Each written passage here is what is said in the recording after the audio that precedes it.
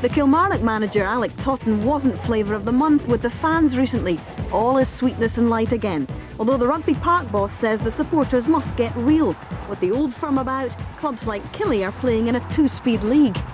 Alex Totten is urging Kilmarnock fans to be realistic about what they expect the club to achieve this season.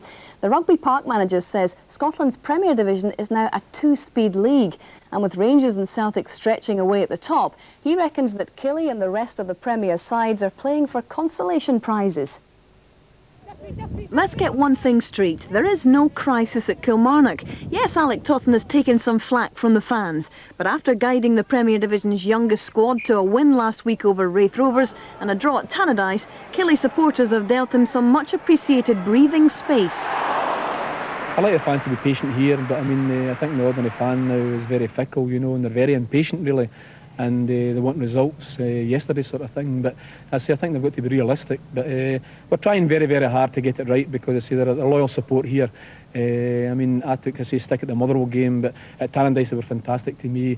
The game last Saturday against Wraith Rovers, which we won, I mean, encouraged the team from start to finish, even though we were a goal down early on, and so that was great from the players said after the game, so the fans were terrific, you know. So, but they're very, very loyal, and I'd love to bring success for them.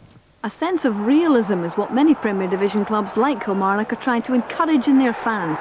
Whilst a good cup run is always welcomed, are expectations too high among supporters about their league fortunes, particularly with the financial muscle available to the old firm clubs? Rangers and Celtic now financially are far away from everyone else now. You know, no one else can compete. So I think the money they spend, I mean, obviously they're looking to win the league. But I say the Kilmarnocks, we've got our own league to win, if you like, and that's the most important thing for us. I say we finished 7th last season. I'd love to finish above that. What we're looking for is Europe, and winning a cup of some sort, that would be great. But I've said for years and years, Hazel, there should be 16 teams in the Premier League. I think 10's too tight. Even the Highland League has got 16 teams. If you look at all the countries in Europe, they've got 16, 18, 20 teams, you know, so 10 is far, far too tight.